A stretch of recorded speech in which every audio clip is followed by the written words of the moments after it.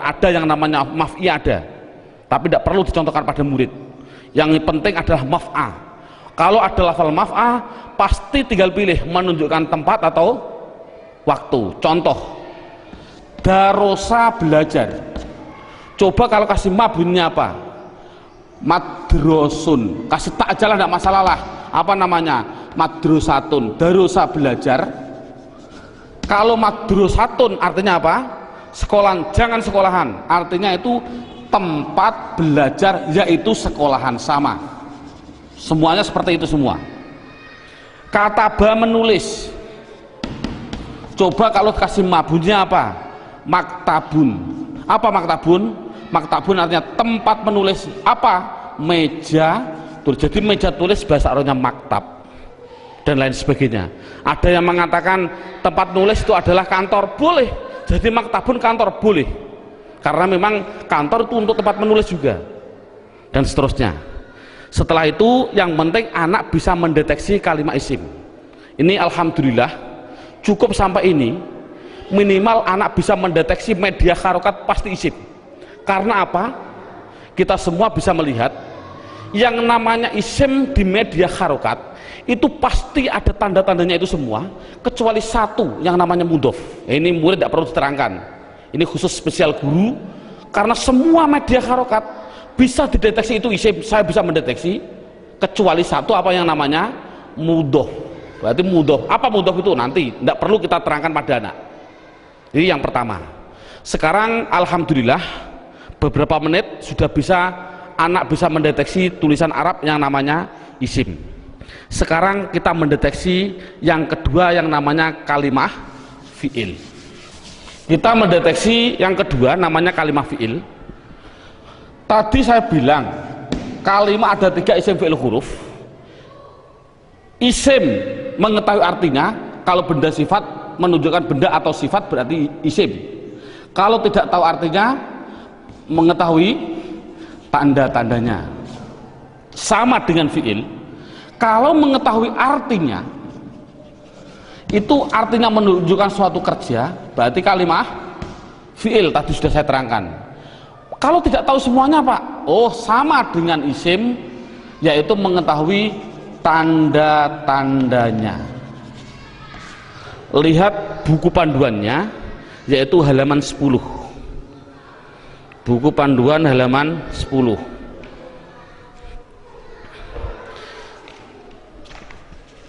Tanda-tanda kalimah isim. 1 dimasuki kot. Di situ saya 1 dimasuki kot. Dimasuki kot.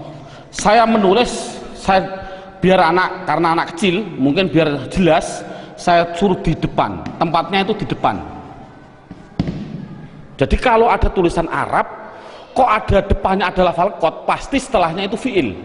Contoh, saya mencontohkan Allahu Akbar, Allahu Akbar, qad qomatis sholah, qad qomatis sholah. Ini adalah lafal kot.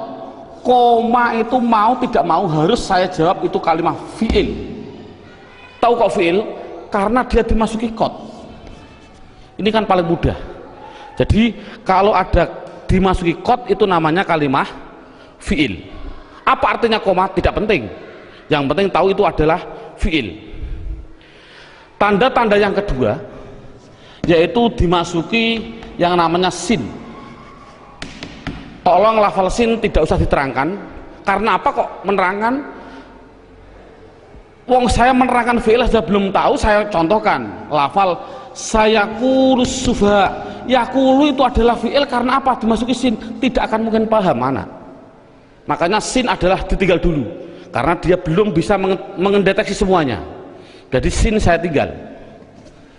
Tanda-tanda fi'il yang ketiga yaitu dimasuki yang namanya saufa. Dimasuki yang namanya saufa. Tulis saja sama, sin ya di depan, saufa ya di depan, sama. Contoh yang biasa yang sering didengarkan oleh anak, contoh saya bilang kala saufata lamun, tak lamun itu pasti saya mengatakan fi'il. Karena apa? Karena dimasuki saufa. Artinya apa? Tidak penting. Karena sudah tahu itu artinya saufa. Saufa itu masuk pada kalimat tadi mesti kalimat fi'il. Ini paling mudah. Yang terakhir tanda-tanda fi'il yaitu dimasuki yang namanya taknis. Saya suruh menambahi pada anak. Taknis itu saya bilang, saya tulis di belakang, tempatnya itu di belakang, dan berupa tak seperti ini yang mati. Orang Jawa bilang tak perahu lah. Jadi tak perahu. Nek ono tak perahu seperti itu pasti itu namanya kalimah fi'il. Contohnya ini. Qad qomat as-shalah, aslinya itu adalah koma, itu fi'il dengan dua tanda-tanda. Satu dimasuki qad, dua dimasuki ini tak, ini di belakang masuk pada kalimat ini. Jadi ada dua tanda-tanda. Coba sholat, isim fi'il atau huruf? Isim. Tahu kok isim? Karena ada al. Oh mudah. Namun sekali lagi ini mulai metode saya adalah nanti menggunakan yang namanya metode hantu. Ini contohnya. Al ini adalah alif dan lam. Yang namanya alif itu pasti mati. Yang namanya alif pasti mati. Ada mati ketemu mati, itu namanya hantu. Saya tulis mati ketemu mati namanya apa? Hantu. Orang Arab tidak senang hantu. Akhirnya biar ini hidup, akhirnya dikasih biar berdoa. Bunyinya apa? Qad qomatis shalah. Bukan qad qomat shalah lagi, tapi qad qomatis shalah. Saya contohkan lagi. Lafal min ketemu masjid.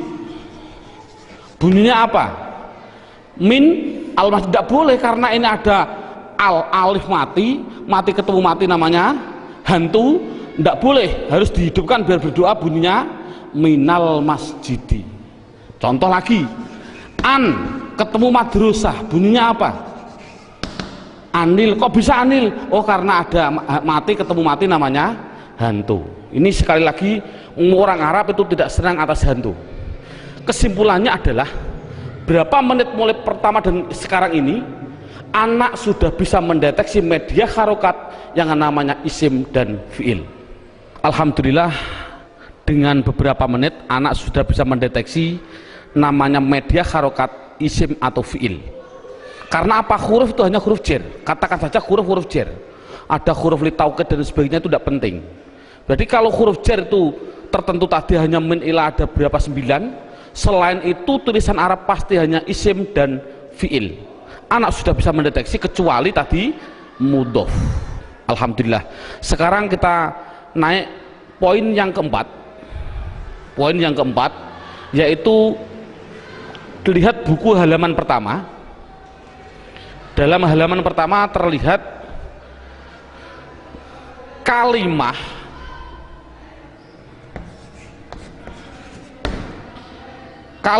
isim, fi'il, huruf. Ini ada gambar kalimah pasti butuh kepada yang namanya, nah ini garis horizontal namanya perlu. Dalam bahasa Indonesia namanya perlu, bahasa Indonesianya orang Jawa namanya butuh.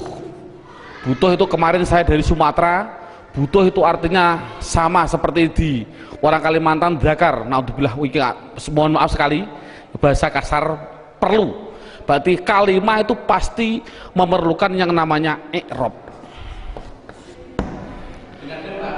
Halaman pertama dilihat, i'rab itu ada 4. Satu namanya i'rab rofa, 2 namanya i'rab nasab, 3 namanya i'rab jar, yang keempat yaitu namanya i'rab jazm. Jadi kalimah itu pasti memerlukan yang namanya i'rab.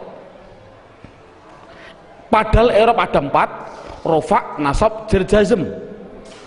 Dan perlu diketahui kalimah isim itu butuhnya hanya butuh 3, bukan 4. Fi'il butuhnya yaitu 3, bukan 4.